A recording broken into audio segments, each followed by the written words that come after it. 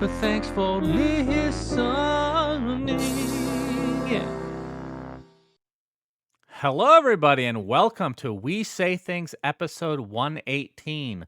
Suns fan here with Cinder, and after taking a week off, truly apologize. We'll talk about why that was a little bit later in the podcast. I am fighting horrible jet lag, Cinderin. It's only been a couple days since we've been back. I know you had a nice 2-hour flight back home, and Not true. I had 2 flights. all right. Mine was 3 flights over the course of 20 hours. Kill me, please. So, well, how are you doing? I forgot to ask you. I'm fine, Shannon. I'm great. I'm so happy to hear that, Cinderella. Thank you. Let's go through our patron shout outs, shall we? I'll take the first half. So thank you to Position 5 Jungle Wraith King for Cavern Crawl. Heroin Horse is the greatest third position Dota 2 player in the world. Disco Farm D, mid Jakiro at TI, mark my words. P.S. Love the ESL cast. Thank you. Vincent Darksea. Mediocre Knight Artorius and his good boy Sylph the Sword Dog. Sorry, the text is really small for me. And I'm very tired. Semper Pi, Hakuna Matata, The Guy in the Chair, Esquire, Lucas Frankel, Commander Donut, I'm playing Position 5 IRL, Bread Sheeran, Bonsai Wise Guy, Chicken Pot Pie, Chakar, playing against Wyvern on lane is so shitty, his second spell should be called Sphincter Blast, The Megapope. It's time to rhyme the lime of crime and time to water elephants, TI New Zealand, and Zan Xavier, and Nate Thicko01 Hamscroats, and Bacon. Damn, you said you wanted half, and you're definitely at like 57% now. You must be full of energy. I am. Get ready and grab your popcorn, kids. Today we're watching 2 elephants having sex. That's another patron, by the way. No. Oh, you weren't just saying that? I mean, I could have. Shark TM, Onion the dog. Oh, Novi Panda. Dop, Sosnek in Japanese is Niniko, as I am half Japanese. Nothing to see here. _man. Ben Broom had really wanted them to give back Doom's HP regen on Devour. Now he's depressed and it's Ice Rock's fault. Sag. Pitch Black, Wooden Aftertaste, Done Talk, Anonymous. Buying my friendship with Suns fan for $30 a month. Peter, the guy who killed Batman's parents, saved tons of lives, Niebling, and Perkaderg hopes he changed it in time this time. Good job, Perk. Yes, thank you, everybody. We appreciate you. It sounds like death. I love it. I'm doing great. Thank you guys for the, what's the word for this? Patronage. Yes, thank you for being our friends for $30 a month. That's a good name for sure. Okay, let's get started with a it's been, I think, close to a week now. Obviously, since we've been away, we haven't gotten to talk about any of this, but if you guys haven't heard, Dunoo, I think is how you say his name, a caster from the Philippines, has died of COVID, which came to as a shock to a lot of people because I actually don't know how old he was. Nikki was friends with him since she is Filipino as well. Obviously, terrible tragedy, something that a lot of people weren't expecting. I think he was posting on Facebook for a while, for a few weeks, that he had COVID, and it was just like progressively getting worse. And then like, it's so weird. You see somebody post something a couple days before they go, and they just seem normal, you know? Mm-hmm.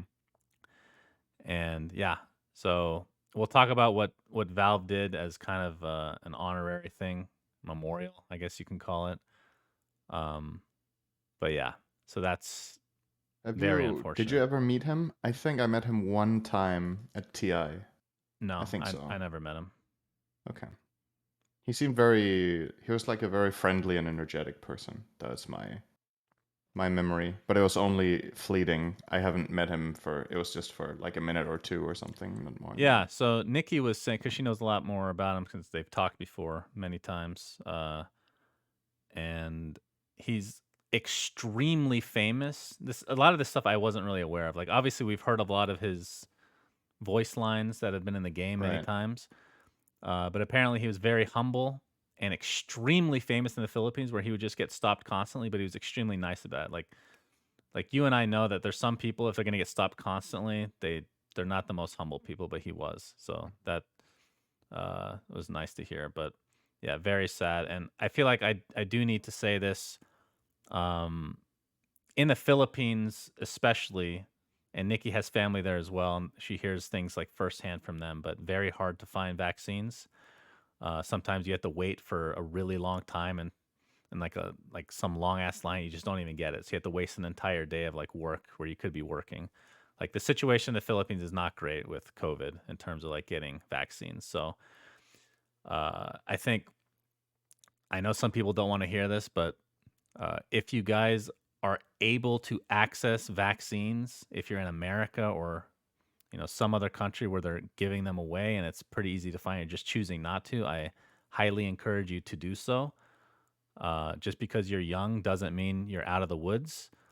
Um, and I know there's like this sentiment of people that are like, I'm not going to get it because, what you shouldn't tell me what, actually, I don't even know what the perspective is, if I'm being perfectly honest. But at the end of the day, uh, you're affecting other people by not getting the vaccine. If you're not going to leave your house or have any human contact for the next X amount of years, then fine, don't do anything. But there's some people that, like from some countries, that are unable to get it, and there's some people that are physically unable to get a vaccine because of issues with their health. And generally speaking, the longer the virus is out there, the more mutations that there's going to be, and the more mutations that there are going to be, that it's going to get worse for everybody, including people that are vaccinated as well. So it affects everybody. Um, And the best so reason you could come up with for not getting it was you don't tell me what to do, which is a pretty bad reason. So, yeah, well, and there's the sentiment that it's politicized to some degree, which is absolutely ridiculous and kind of a tragedy when you think about it. yeah, I mean, it's just science. I don't know what else to say. It's Anyway, I didn't want to make that a whole Well, thing, but obviously thoughts to Dunoo's family and all his fans, which there are many of across the world. So very sad indeed.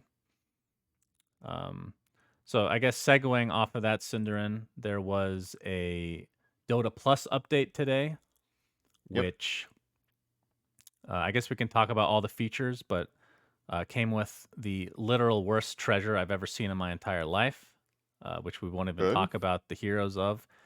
Came out with some Nemesis features um, from the actual last battle pass, which I believe, let me see what they actually were.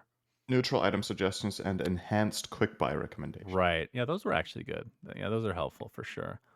And then obviously they've updated the seasonal quest and guild rewards, and this is where what I was talking about segueing. One of the rewards for platinum guilds is some of the lines from Dunoo. Uh, the easiest money of my life, Lakad Matatag, Normalin Normalin, and the next level play. So those are free for people that are part of platinum guilds, which to my understanding, you don't have to pay for Dota Plus to be in a platinum guild. So like first thing that popped in my head is, wow, you have to pay for this, but I don't think you actually do after Yeah, looking I into think it. So every player can just join a guild, right? I'm pretty sure that's just open. yeah. So yeah, that's Yep. the Dota Plus update. Is there anything you want to talk about with this Dota Plus update, or you want to move on? I think we move on. The main thing was Dunoo Yep. Okay. for which is nice. It's nice that they're doing something to like Yeah. commemorate him in the game. Yep, for sure. Okay, let's move on to ESL One Fall 2021, Cinderin. So, do you want to talk about the tournament first or our experiences first? You choose. You All seem right, like you're good at making decisions right now. thank you. Yes, I feel like I'm drunk and I haven't drank alcohol in years, probably. Um, okay, let's talk about our experiences first. So, people were wondering where I was for the group stage, and I actually got flown down. I'm not going to give details on this, but I got flown down to Germany to the ESL offices with Slacks and Purge, and we shot a bunch of commercial content, I guess you could call it. You've seen like the DHL ads, right? So it's like super high production value commercial skits. And we spent 5 days shooting that, and it was fucking hilarious. I got to play a few different characters, which, based on their script, were very boring. So I added a little flair to them. Sadly, it was like right before the tournament, and they couldn't get it done to show for ESL One Fall. So they said it's gonna be probably just for whatever the next tournament's gonna be, which I have no idea. Like Right. November, December. Like it could be for the DPC. Not sure. But yeah, got to hang out with Shane as well, and the thing I love that I'm starting to appreciate more now that I'm getting older is, like, before I didn't really care that much because I've traveled a lot in my life, even before esports. But when we're at events, we don't get to see anything. Like, I don't get to experience culture. Like, this is not an exaggeration. Out of every event I've ever done in the last 10 years in Dota, the only time I did sightseeing was like legit sightseeing was in Croatia for Dota Pit. And it was when I went with Digital Chaos when I owned the team, and they just bombed out like immediately, like within the first day. So it just provided Nice. us with an ample amount of time to just go sightseeing. It was really nice. Like Croatia was super fucking nice. So got the opportunity to do that. Got to eat some schnitzel, some bratwurst, Oh. and yeah, I got to walk around Cologne a little bit, and then flew down to Stockholm with you and all the other casting people Purge came with. Flew up, Shannon. Germany is south. Flew around to that area, Mm-hmm. and Please tell me you knew this, I that you did. went north. No, actually, so the thing is, my geography used to be really good. It's really bad now, especially for Europe. I don't know where I am ever. Like, it's actually embarrassing. It's like the average American, what you would expect, which is sad because I've been Well, I everywhere. guess I can't place all the states north and south of each other either, so. Yeah, that's what I would say is typically the counter argument to that. But anyway, Cologne, we'll talk about the casting in a second, but on the later stages, I got to go out with Buka to a Persian restaurant, which you abandoned us and didn't do. Actually, that was a different day, I think. So that was nice. And then the next day, we got to. This is the day that you abandoned us. Got to go out with Buka and the great Joel Larson, and we went to a restaurant in Stockholm called the Hairy Pig, and it was Mm. a wild game restaurant. I had basically a big platter of meat, and it was boar and reindeer. And I've had reindeer before, and I remember really liking it. But I was like, maybe that was a one-time thing. It was just that special dish. It's fucking incredible. It is legit. Based on my 2 experiences so far, the best meat I've ever tasted. Like, really good. Damn. So I'm gonna be looking out for I'm actually gonna look for reindeer here. It has to be somewhere in Arizona you can find it. But yeah, got to walk around Old Town Stockholm. So I don't know, just really nice to be able to like sightsee a bit, instead of Yep. just sit in the fucking hotel and all that bullshit. But yeah, casting was great. A lot of fun. Obviously, the reception seems to be less polarizing for specifically my casting, which is cool. But yeah, just had a lot of fun. How about you, buddy? Would you rather have a lot of people absolutely love what you do and some people hate what you do, or everyone like what you do? Oh, like instead of love. Yeah. Definitely the former. Love and some people hate. All right. Okay. Because that means you're doing something right. Because, like, if you look at literally any celebrity, even the most mainstream and most popular, there's some people that absolutely hate them, and I'm probably Right. one of those people, Yeah, true. depending on the celebrity. But if you're just good at something, then you can be replaced, in my opinion. Like, Mhm. if there aren't people that like if the people that dislike you don't exist, that means you're not worth their time to hate. If you're worth their time to hate, I could take that as a compliment. But the thing is, like, That's really good, I for my, guess. I don't know what's changed. Maybe we're just better. I don't know. Like, I know we're better than we used to be, honestly, but I don't think that's the main reason. Like, my casting was way more polarizing before. I'm Yeah. not sure what's changed. Maybe it's because I took a 2-year break and people just, a lot of the casting is very similar style, so there's not really.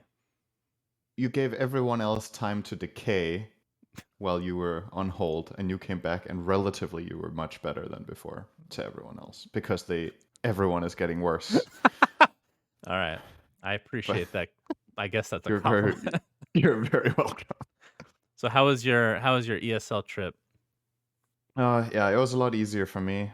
Weirdly enough, in order to get to Stockholm, I had to fly through the Netherlands from Denmark. Oh, well, there were two options. It was either that or flying through another stop in Denmark, because the direct connection that there used to be doesn't exist right now. I guess it wasn't profitable enough during COVID. There wasn't enough demand.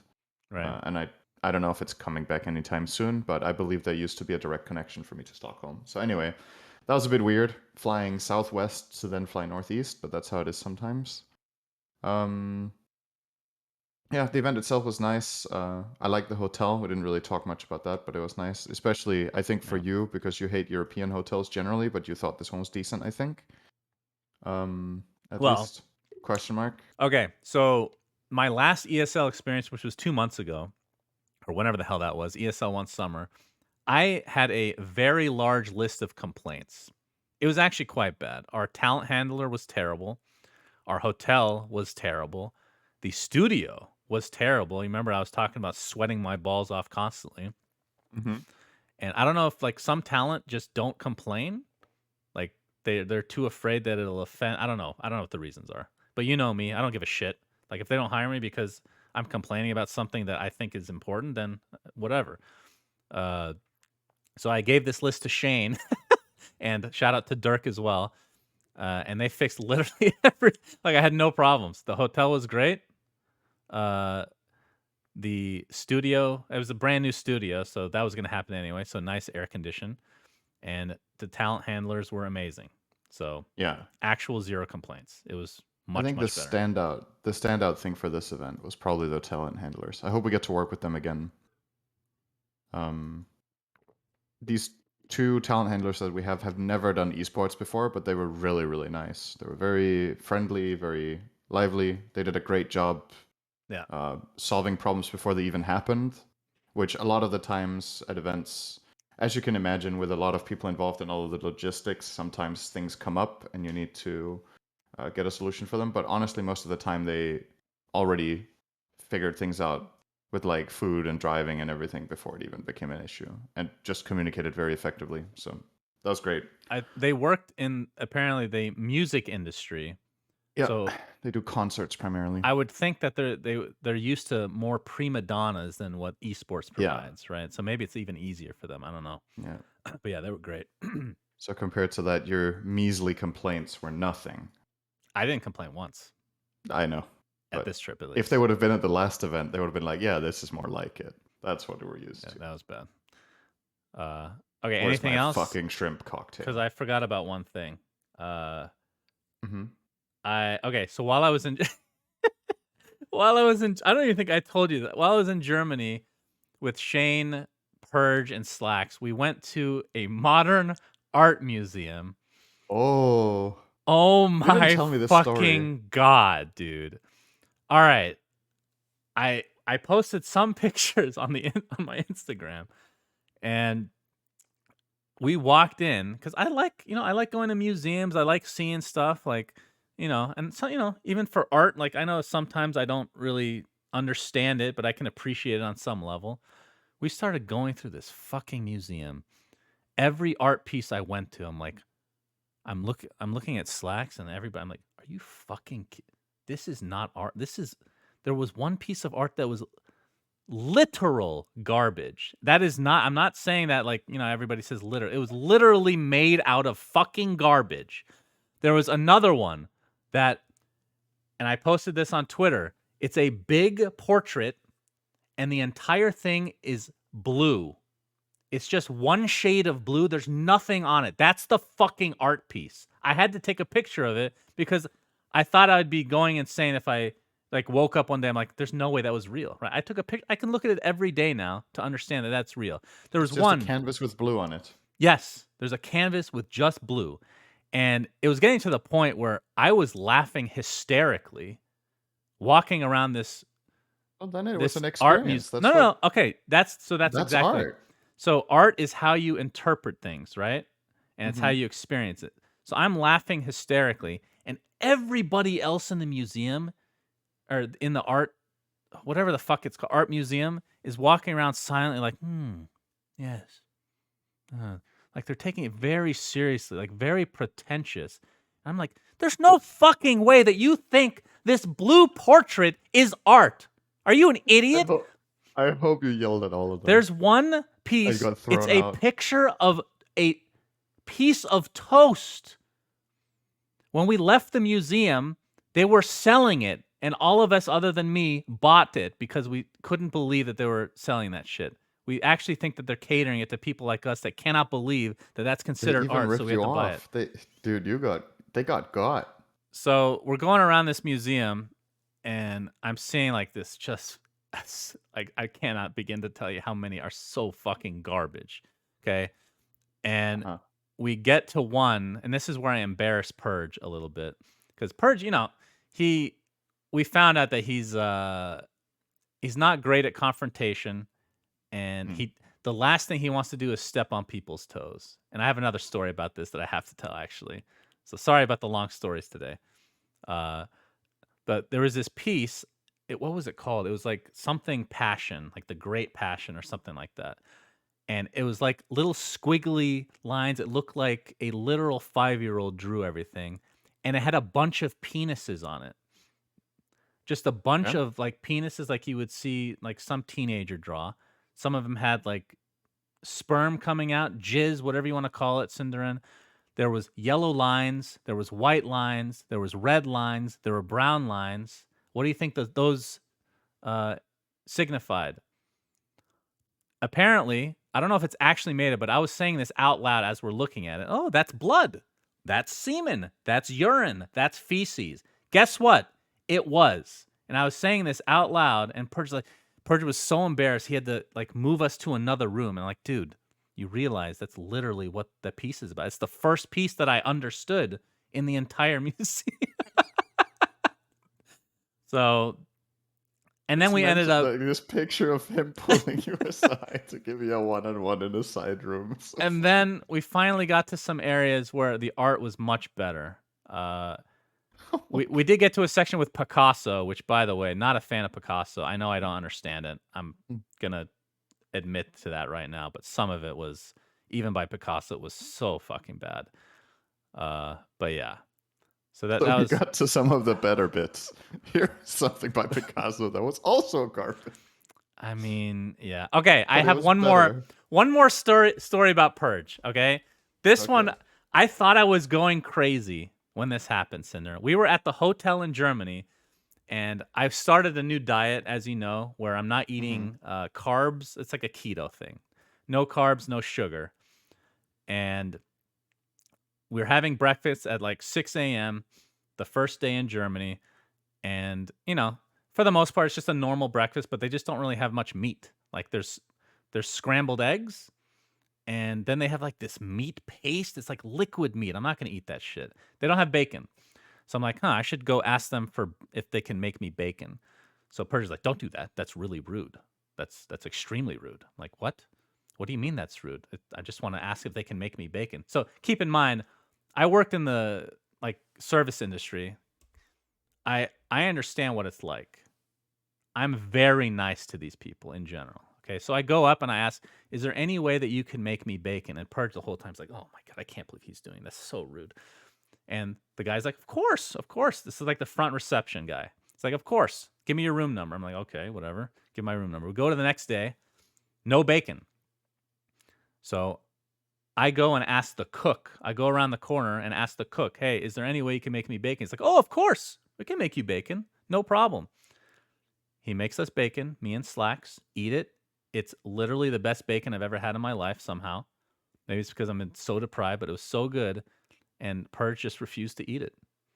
And he continues to say that he thinks that that is rude of me to ask for bacon at a hotel because I am. What's the way? Well, what do you think about that? Is that rude, Cinderin? He says Don't that I'm think so. inconveniencing them, and I'm like, it's Or, literally their you job to be but it's their inconveniencing job. them. Yes. Yeah. And Slacks was trying to play the neutral guy. He's like, oh yeah, you both have such good points. Blah blah blah. He's the one eating fucking bacon with me every day, and he's trying to play neutral. He's getting the benefit of me having the confidence to go very ask for Slacks. bacon. Yeah, it is. It is. That is very Slacks. It's like, So I see both sides of this, but this bacon is delicious. oh, I love the bacon. Yes, of course, of course. So yeah, But Purge, of course, you're right. Yes, but let's have another one. And Purge would just eat the liquid meat the God. whole week. So My I goodness. guess Out of principle, even though you guys said the bacon was amazing and they were making it already, he still wouldn't touch it. that's right. That is so Purge as well, actually. Wow, that's. It really is. Well, I mean, I can respect that. I can respect someone who sticks to their principles. That's If that's your good. principles are absolutely insane, sure, But sure thing. yeah. Okay. I mean, okay. So my 2 cents on this: you're at a breakfast in Germany, Mm. and they have the other components of a classic English breakfast. It sounds like they had like sausage and No sausage. eggs, right? No. No sausage either. They only had eggs. Yeah, only It's eggs still and then so weird. Like, why do you make scrambled eggs in a hotel breakfast and then not bacon? I And mean, they I clearly agree. had it, right? Like, you went and Yes. asked them, they had it in the fridge. Yes, they had it. They went and just cooked it for like. Why is it not there by default? Are they cutting costs? I mean, And we're just gonna can't keep answer some these bacon in the questions. fridge in case some American tourist comes and asks for bacon in the morning. I mean, that's exactly what happened, right? I That's mean, why I thought we what were the super fuck? American. Like, what's happening?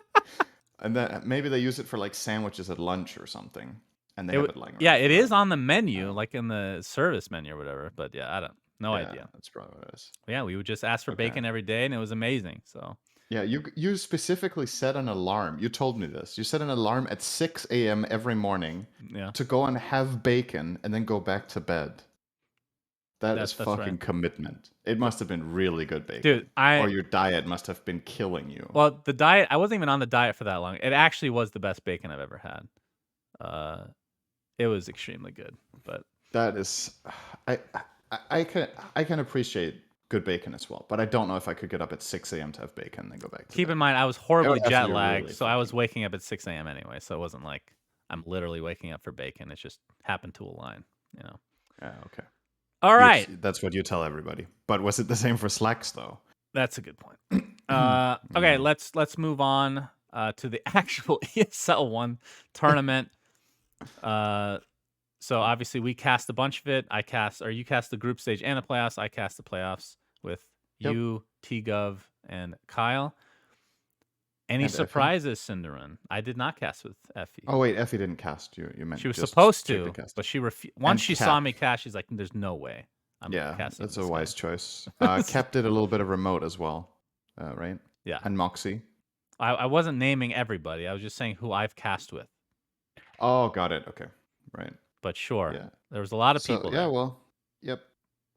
It was a great tournament, actually. I thought it was pretty competitive. The groups were not really particularly balanced, but that was really hard for them to predict. Actually, yeah, tell me about the group stage a bit maybe they were. because I didn't.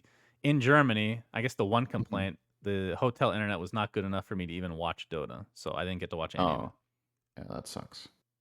So sum it up for me. The group A was the group with VP and Tundra on top. VP didn't lose a single game in the groups, and Tundra only lost to them, so it was like very heavily tiered. Basically, the scores in that group were 10-0, 8-2, 6-4, 4-6, 1-9, and 1-9. So there were like two clear bottom dogs here, and then the rest was like competitive, but still clearly like tiering. And then in Group B, it was closer. The two top scores were 7-3s, and then it was 5-5, 4-6, 4-6, 3-7. And unfortunately for Team Liquid, who was the second 4-6 team in Group B, they didn't get to play a tiebreaker game to see if they would advance to the playoffs because the tournament had tiebreaker rules in place that removed any need to ever play a game. It was something I can't remember what the system's Wait, called, but it's one that's being used well, in chess. are you talking about Um, Liquid, not Alliance? yes. You said Alliance. Did I say that? Oh, sorry. Yeah, Liquid. There's a system in chess. I can't remember what it's called. But basically, what you do is if the teams have the same score, you look at the head to head, and that one was a draw. And then the next step is to look at how they placed against the top teams of the group. Hmm. So if they have the same score against against the first place team, you look at their score against the second place team, etc., etc. And Liquid got eliminated on a tiebreaker there. So, oh, Neustadtl, that's right. People are saying that in chat. Right, the Neustadtl score. I believe that's correct. Sure. So, yep. Sounds very German. It would be Does. very German-like to invent a system that removes tiebreakers because that would be very efficient. Hmm. So Yeah, I mean, makes a looking lot at of the groups, sense. it is kind of weird because you have two team. I guess Thunder Predator. You never know if they're going to be good because Yeah. they had one major, they're Right. amazing, and then I guess now that I look at it, I can understand because you have like Creepwave is the only one that's not really a sponsored team, right? That's the Yeah, one but the that's thing kind that was of interesting going in, I was talking to Moxie. She knows a lot about SA Dota, right? That's her like region that she cares about a lot. And she said Thunder Predator is the best team in that region. And they got 1-9, and Beast Coast got first place in the other group. So it was like really, it seemed like Beast Coast just hit their stride in this tournament compared to the other SA teams that bombed out and bottom place in each group. So yeah. that was kind of interesting to see Beast Coast be that much better on this patch. It's worth keeping in mind that there's a new patch, of course, so that will favor some teams inherently, the ones that are faster at adapting or whose hero pools get better the fastest. Yeah. But yeah, and then the playoffs came around. VP crushed in round one, so it looked like okay, VP is just going to keep rolling. But then they lost twice in a row to get third.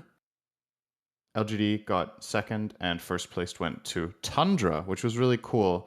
And it had the community up in arms, like, how is this team not at TI? I'm not gonna go too much into like the whole like line of reasoning that people come up with or whatever, but the qualifiers are over, guys. You're not gonna randomly just put in another team that does well in a tournament that happens after the TI qualies and start a huge discussion about why are Alliance at TI when Tundra isn't, when Alliance literally outperformed them in every qualifier tournament of the year except this one. Yeah, I So think part of it that's is just stupid. no, Like it's literally just stupid. I don't think they should be going to TI. It's not like they got fucked royally or something like that. But the way that I look at it is the DPC season is obviously flawed and it's going to, I assume a lot of it's going to be fixed. So opportunities for Tundra Right. to have, had more points because like if Alliance goes to two majors, completely bombs out, but still makes it to TI, that probably shouldn't happen, I would assume. And then it feels really Right. bad for Tundra to make it to the grand finals of the qualifiers and lose in 5 games. I Which, understand. Like I totally empathize with them. I know how fucking frustrating that must be. But within the scope of the system, yeah, we can discuss whether the system is good or not. But within the system that is in place, Tundra was not treated unfairly in any way. They just weren't good enough when it mattered for TI. They didn't qualify in the qualifiers themselves, and they didn't get DPC points throughout the season because they were consistently beaten by teams like Alliance in the right. points tournaments. So then we can discuss whether you should be able to go to TI from just making 2 majors. That's a different story. And I'm with you. I don't think TI qualification should be guaranteed by getting top 2 in your region only and then doing nothing at international events. But yeah, within the scope of the system, it's fine. Right. And keep in mind, if we did this like quote unquote usual or past TI systems, Tundra also wouldn't have qualified. They wouldn't have done better in the old DPC systems or in the old invite systems because in the old invite only system where we didn't even have qualifiers, Tundra wouldn't have played this tournament when the invites went out, right? More than likely. So this also wouldn't have mattered. I think the way that For that in I terms of don't, like power I rankings. don't disagree with any of So that. I agree. It, and again, part of it is just you feel bad because you know that Tundra is a TI level team. They are. Like, they are right I now, get it. they are It sucks. clearly better It than does. Alliance. They are Yes. clearly better than possibly every South American team. Yep. South America is kind of like all over the place. They get 3 teams. I know some people aren't happy with that. I mean, they shouldn't have 3 teams. There should be probably 2. but that's just how the DPC season worked, right? So you got to work Right. out those kinks in the following That's season, how and it worked out because Thunder Predator got a good placement at an international event. right. And the fact that South America If is the SA teams so, had qualified and bombed out, they would have only had 2 teams. I mean, So they did better than Alliance, if they so to had speak. one team that Right. just dominated the whole time, things would be different. But because they're just constantly flip flopping, these three teams going, one's the best one week, another's Uh, the best the next week. That helps them all it get is in. technically possible to have it happen so that only one team goes from SA, I think. Then one Yeah. team needs to win every qualifier there, and the teams that get second need to be different, and the Mhm. teams that get second need to also not win on an international stage. So it's like multiple things need to align. Yeah. I'm kind of with you though. I think 3 teams is probably overrepresentation of the region, but I think 2 would be fine. Like that's also what we had the previous years, right? It's 18 teams at TI. I think it should be So two minimum from each region anyway. So yeah, I, yeah, I and that's kind of what the system has accomplished with its setup. There is 2 from every region, but then it's debatable whether it's maybe the right teams from the region based on international performance, but it's obviously the right teams based on local performance, right? Alliance has earned every right to go to TI from Europe because they won the European qualifiers. Then there was all the drama with using the coach. That's a separate story. Like if we I factor actually that forgot out, about that. if we factor that Uh, out entirely from it, then that's also part of the reason that there's so much drama about Alliance is that they just have a lot of haters from that incident. mm. Yeah, we've covered that in the previous episodes. I'm not going to go into that anymore, but that's part of the reason. But So yeah, it sucks. Tundra are really fucking good. They played amazingly. It was cool to watch. They had a lot of really creative strategies with heroes. Fato was playing 5 Night Stalker, 5 Monkey King. I think they were kind of the team that pioneered 5 Pango in this tournament as well. He just played all sorts of different stuff, which was awesome. And yeah, I would love to see them at TI, but it's not going to be this time around, unfortunately for them. yeah. But they peaked too late this year. And that's always going to be bittersweet, right? They get a first place in a really prestigious tournament, but it's not TI qualifying. So that's a shame. Yeah, and like you said, they played PSG LGD, who was without nothing to say. They were playing with Zhao Wei the entire time as a mid laner, and that's their coach. And remember, he's very old. He's their he's It's been very captains for good. years, Oh, this and narrative, I he hate it, he man. played like 3 heroes, and one of them was Spirit Breaker mid, and Yep. their lineups were so crazy. It was a lot of fun. Part of it is Yeah. like LGD were fun. his pool of heroes is probably not that big if you want to play mid lane. But Mhm. also the patch just coming out Yeah. opens new strategies up. So it was really cool to see this like different meta kind of develop. Um, but yeah, that tournament was a lot of fun. Glad to see Tundra take it though. Was I don't Yep. I think Purge actually predicted them to win. He was Purge the only predicted it when the person. playoffs started. He was the one talent that selected Tundra. I think Yeah, most selected LGD and VP.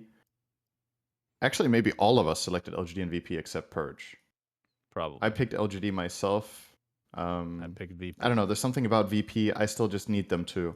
Like, they were 10-0 in groups, and I still had this feeling they're not going to win. Mm. And it's just because I guess I need to see it first before I truly believe they're a championship team, right? Because they're really fucking good. It's Mhm. But when it comes to that like X factor in these tournaments where drafts start getting a little bit wonky or you try to curveball your opponents, VP were kind of following a they're kind of following a script in their drafting more than the other teams. LGD and Tundra had way more in the bag than VP did, and they just beat them on strategy largely in some of the games anyway. So yeah, but yeah, So cool tournament. That was a lot of fun. was there anything we don't this doesn't have to be a long discussion, but was there anything from the latest patch 7.30 or 7.30b that Mm. crept its way into play that surprised you or you're happy to see? Like what changes uh, do you think were impacted Um, from the patch itself? Mainly just hero pools, right? We had some support heroes being played mid, and we had some core heroes being played support. I mentioned the Fata heroes, for example. Then we had mid Caudle, because Caudle got buffed a lot. It was kind of one of the big stories of the tournament.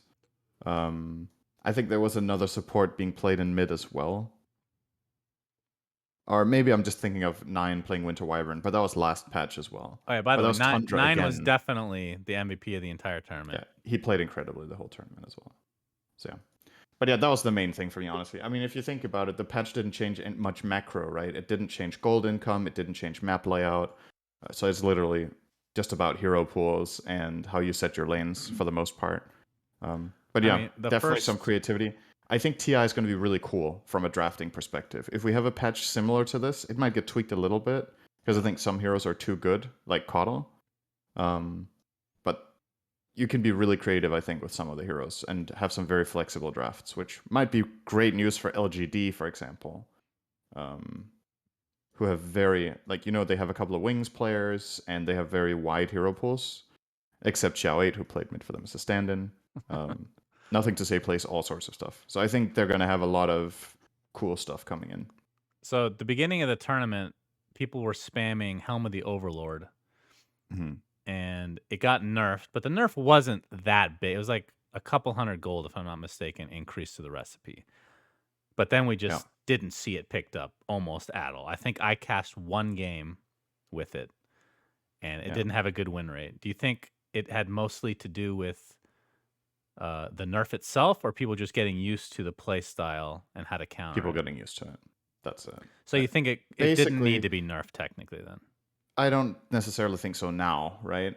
It looked like it, but so what happens at the start of every patch that makes it really difficult to gauge is that I think in the last 2 or 3 years, from what I can remember, every time there's a major patch that changes a lot, there's some heroes that always get a massive win rate increase, even if they're unchanged. One of them is Lycan.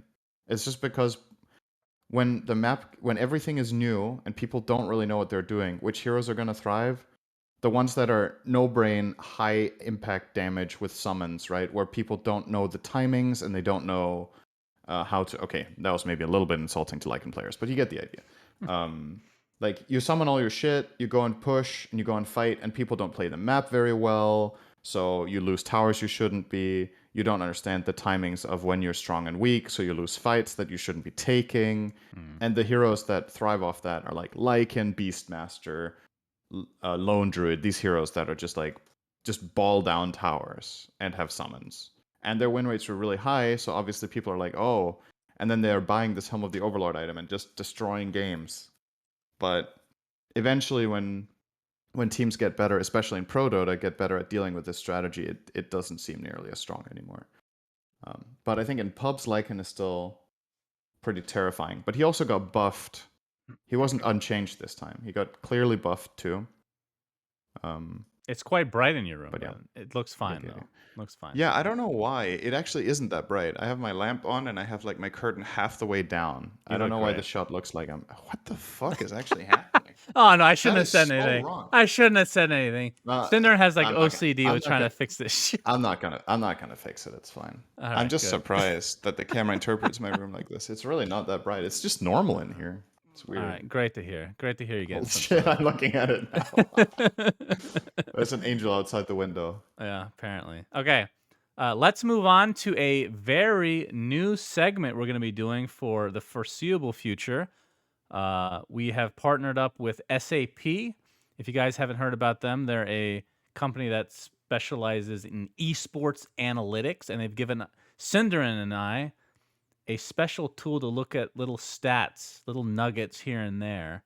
And we thought we could make this a cool game that we just do every time now. So I'm going to ask Cinderin a question every week, multiple choice usually, and then he'll ask me, and we're going to keep score, okay, over time.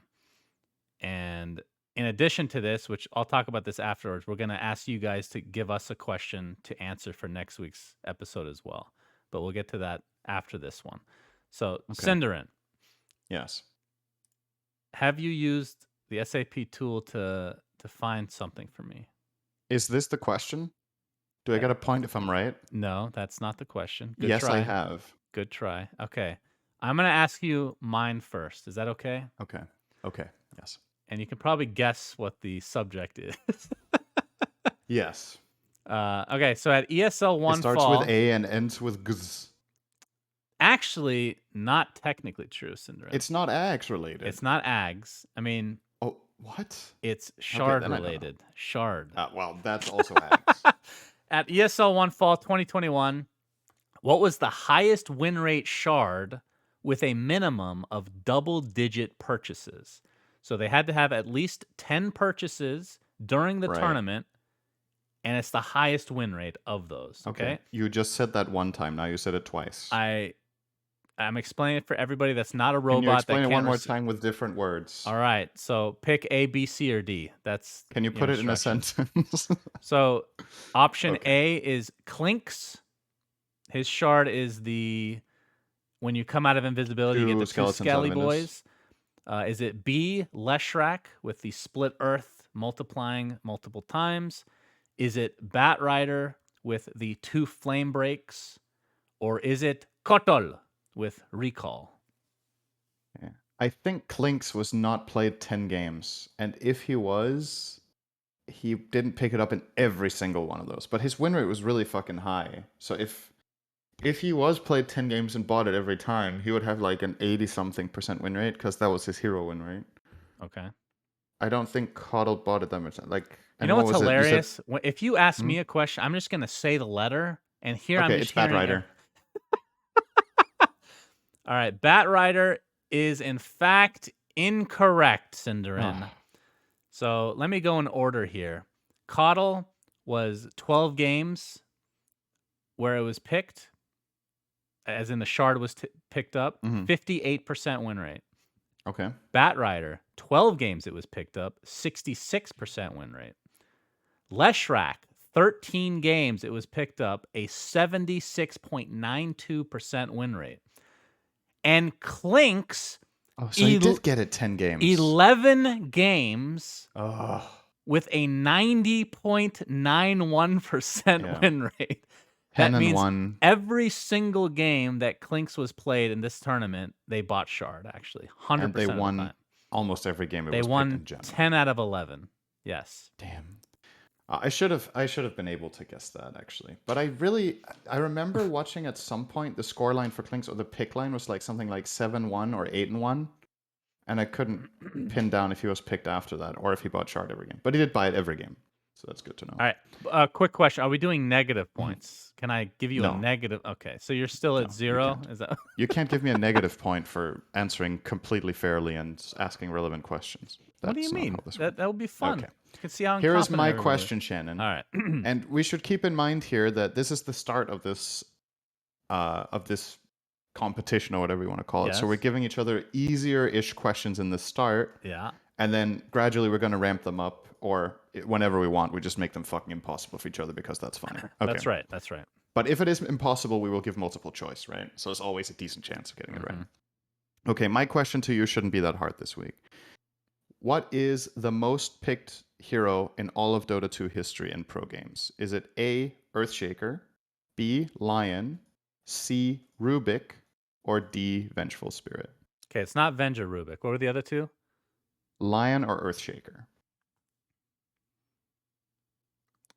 If you were to say the last 3 years, I would say Lion, but I think all time, I'm going to go with Earthshaker. All time. That is incorrect. Fuck! Do you want a second guess? Well, for 0 points, but just for fun. Now that you're saying that, it's definitely not Lion. What were the other two? Venge and... Good read. Venge and... Venge and Rubik. How could they... How? It can't be Venge. Rubik. Yes, correct. How? Okay, the bonus question. Okay, hang on. I'm just doing some really quick math here.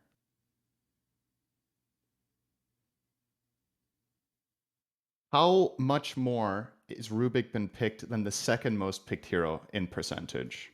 Percentage? Yeah. Well, actually, you know what? Let's not do that. I'm just going to tell you. Yeah, just so Rubik has been picked roughly 26,000 times. The second most picked hero is 16K. How? He has totally dwarfed everyone. It's not even remotely close. I was surprised too. Like, Rubik would have... It's not surprising me that Rubik is most picked, but by this much is fucking insane, actually. This hero has just been relevant for so many years. Like, think about it. How many TIs, how many seasons there's been, and Rubik has always been relevant, right? Man, you could have said Morphling or Naga, and I would have picked that too, by the way, because every TI they're has relevant those to TI often. That's true. But yeah, Rubik's just been TI. like... Was there a year that Rubik was bad? I think the worst Rubik has ever been is probably this year, right? Yeah, it's hasn't just been great always this year. seemed good. So it's kind of not that surprisingly he's the most picked, but the fact that he's more than 50% picked over the second one, right? Right, right. Okay, so yeah, maybe we That's get a crazy. graphic. Chat's asking for that. Maybe we get a graphic with our score. Maybe you can give us Yeah. suggestions on if -1 should be our score.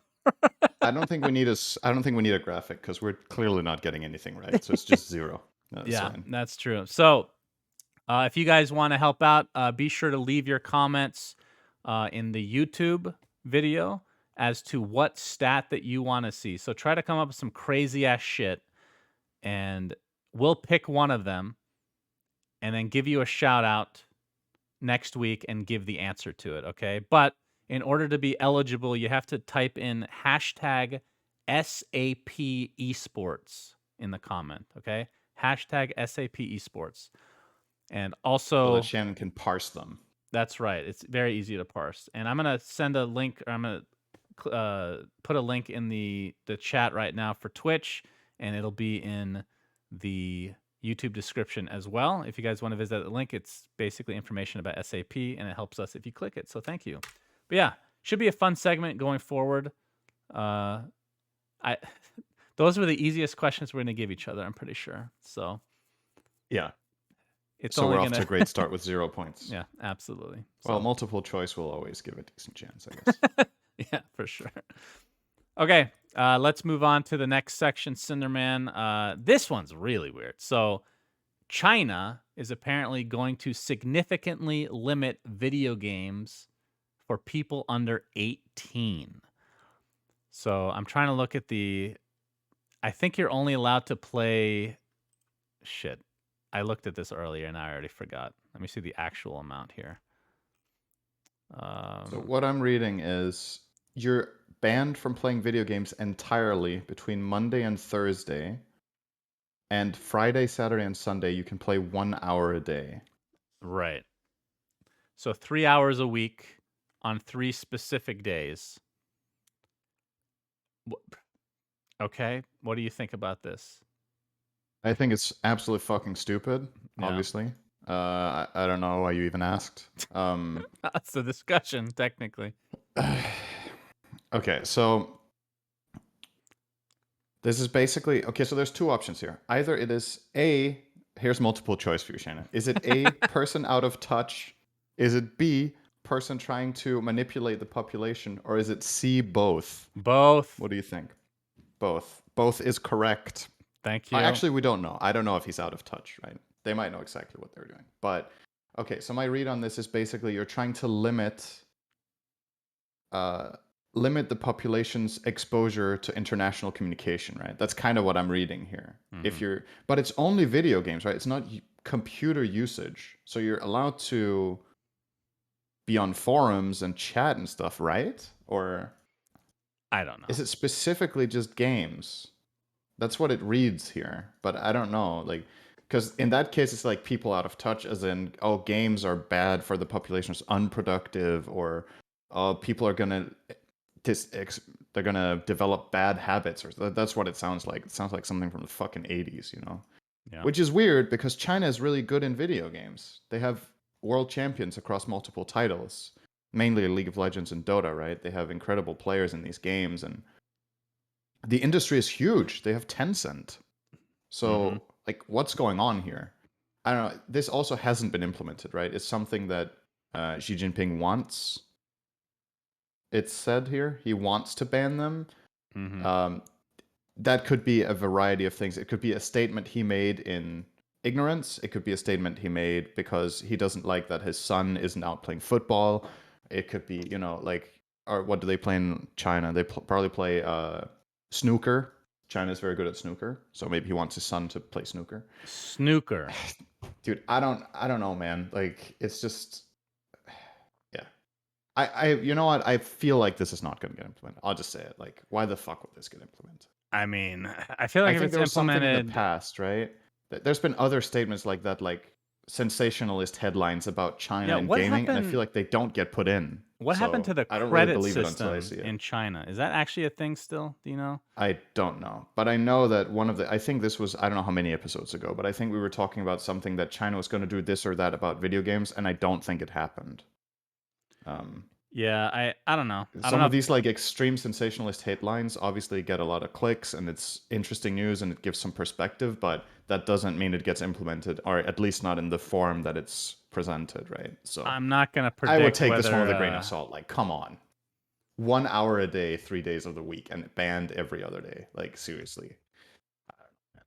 I won't predict whether it's It gonna happen or not because you never freaking know. But if it If this did, happens, it's really fucking sad. yeah, if it happens, it's very But sad and obviously will stunt the growth of every single esports title in that region, which obviously that's big business for a lot of companies, including, like you said, Tencent, which is, their headquarters are there. Uh, but at the same time, depending on how parents view this, I would assume they can just be used, like the kid can just play on the adult's account or something as well. or they could just move to a different country and play there. That's easier said than done, Just do that. Just move. Yeah, well, if only life was that easy. But Yeah. I'm sure there's workarounds, worst case, but yeah, this would be really shocking if it actually went down. Because that's like a step towards, like, I'm not gonna compare, but it's like when I think of this, I'm like, that's like a North Korea kind of thing, Like, Jesus Mm. Christ. That's like extreme levels. So hopefully it doesn't happen, but we'll see. Just thought it would be Yeah, interesting to bring up. Okay. for sure. Next thing on the list, TimtheTatman and DrLupo have abandoned Twitch to go to YouTube Gaming, Cinderin. And obviously, these are two enormous streamers for Twitch, or they were. Now they go to YouTube, which we've seen this before, obviously, in many different, Shroud and Dr. Disrespect. And, well, I guess Shroud technically went to Mixer, but then got bought out of that again and went Came back back to to Twitch. He Twitch, got like yeah. the double dip right there. That's the good shit right there, let me tell you. But right now, like, really, as far as I can remember, there's only 3 streaming platforms. Twitch is the big one. YouTube has a great infrastructure, but their UI is like horrendous for, like, if I was trying to search for a live stream, it's actually difficult. I literally don't know how to do it. I have to just Google it. Yeah. And then the third one is Facebook, which I don't think anybody actually thinks is going to do anything. But yeah, what are your thoughts? Because I think we agree on the sentiment that this is good overall, because the more people that go to YouTube, the more scared, I guess, Twitch should be, which is just the nature of competition, which means that they're going to try to up the ante, so to speak. I think the one thing Right. that YouTube has Twitch beat on, which is not even close, and I think it's mostly because Twitch doesn't feel the need to do it because of the, as I said, the lack of competition, is the quality of video is absurd on YouTube. You can Mhm. stream 4K. You can stream such high bit rate. It looks. I mean, some of you guys saw this. I think it was the Singapore Major, right? Was that streaming 4K on YouTube? It was so fucking amazing looking that when you go back to YouTube, or when you go back to Twitch, it's like, are you kidding me? 6K bit rate on 1080p. Like, if you're watching on a 4K TV, you can, even on like on my 1440p monitor, you can tell the clear difference, not remotely close. Right. So I'm hoping, for my sake and everybody else's, that that's at least one thing that will come from this eventually. But who knows? And you could have said in the past that that would make sense, right? Because money, YouTube has so much fucking money, and Twitch didn't. But then it got bought by Amazon, and Right. Amazon has a lot of money. I've heard that they have a guy who's rich, and maybe he can. He's an Yeah, astronaut think now. about it. Yeah, very rich. Yeah, that's true. He went to space. Yeah. Yeah, what do I think about this? So there's nothing disclosed in this about the trade-off. I'm just going to assume that they didn't just leave because they were like, oh, YouTube is better. They probably got offered a significant lump sum to make this switch, similar to the Mixer switches back, I don't know when that was, a year or two ago. I wonder what the contract entails, right? It's kind of interesting. When you have this big of a following and this huge of a channel on Twitch, the deal has to be really good, or there has to be like secondary benefits that aren't just of a monetary nature for you to make this switch, I think. Mm. Um, I don't know if the contract is more lenient, so they have more like family time or like whatever it is. I don't know what kind of contracts these top streamers have with Twitch. Like if there's like a requirement for the type of content that they run or how many hours a month they stream.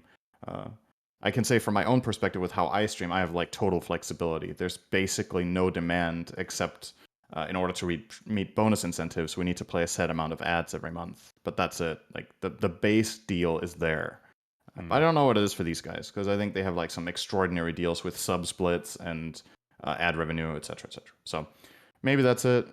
Maybe they feel like there's more growth potential there. But I think overall they probably got offered a big bag of money, right, to go and make that switch. And if you're a YouTuber and you want to beat Twitch, you have to buy out the big names because if there's one thing I've learned about streaming is that the thing that's honestly king is consistency.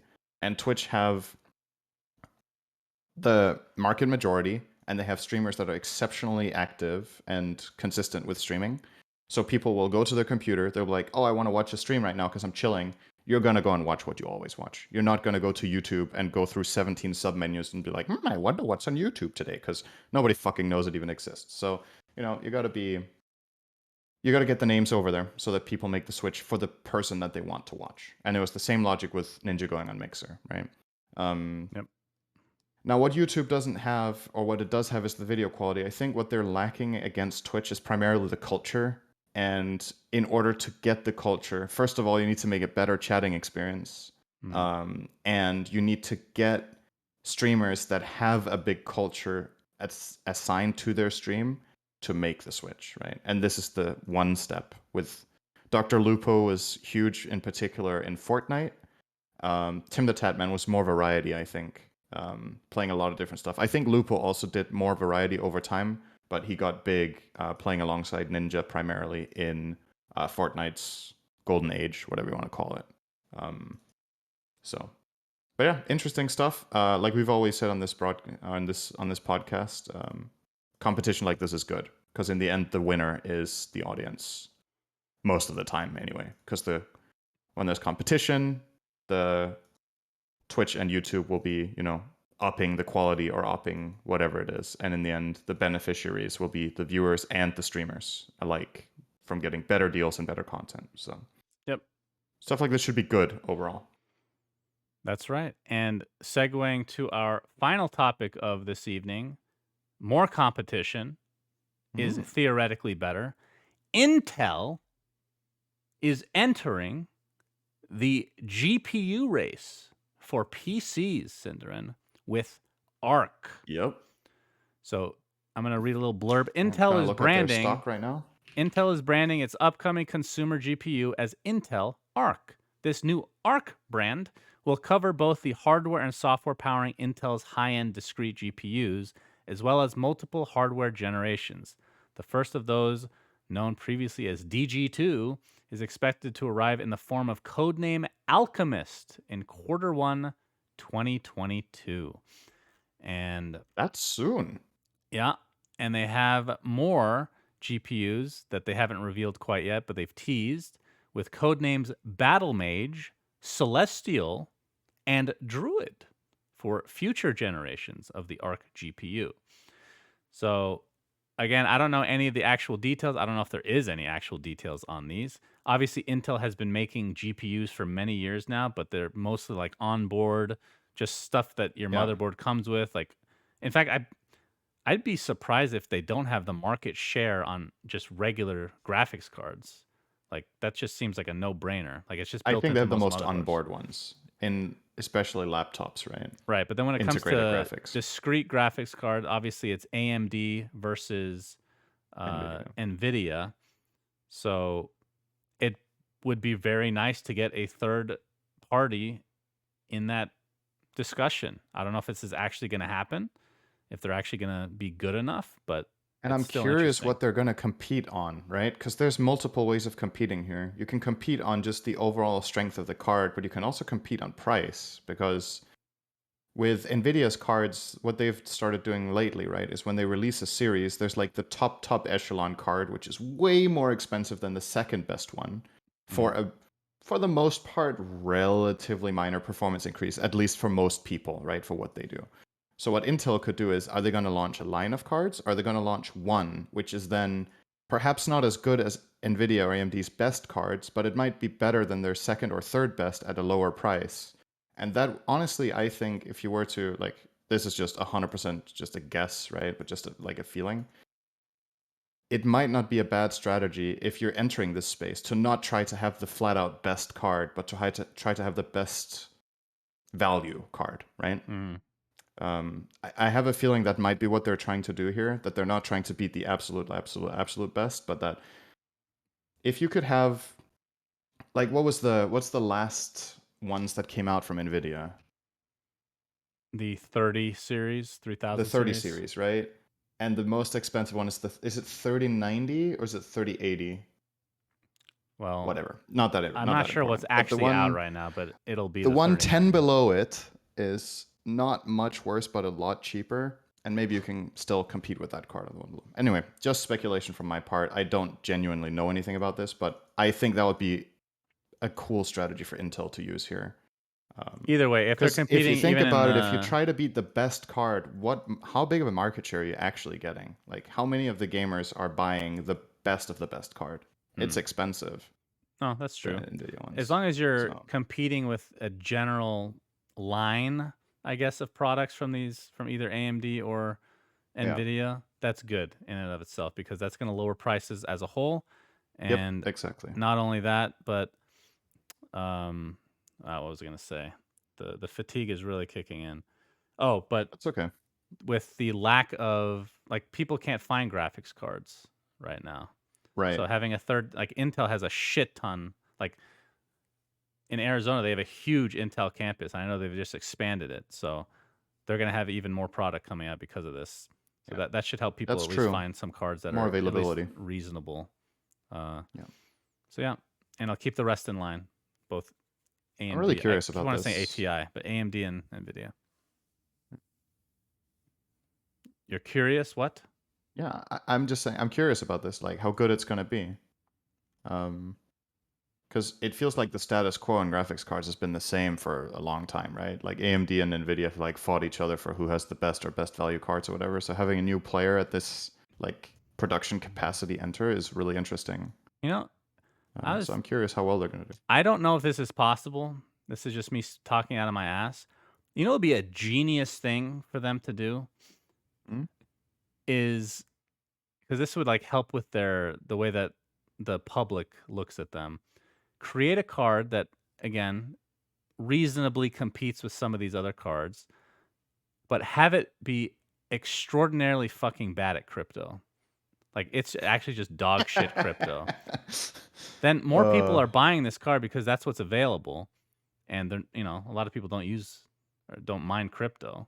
Like, I wonder if that's possible. I know that they try to lock cards to do that, but because back in the day when crypto, like when Bitcoin was a thing, I remember back then it was called ATI. ATI graphics cards were actually the ones that were really good at it, and I had NVIDIA and it was real bad, so I never did any of it. But that's obviously changed a bit since then. But okay. That brings us to the end of episode 118. Thank you all for joining us. Cinder, a pleasure as always. Thank you guys for bearing with us on the week off. I think for future tournaments, we probably will do this a little bit more often. If we're both at an event, it's going to be hard to do a podcast. We could try to squeeze it in before.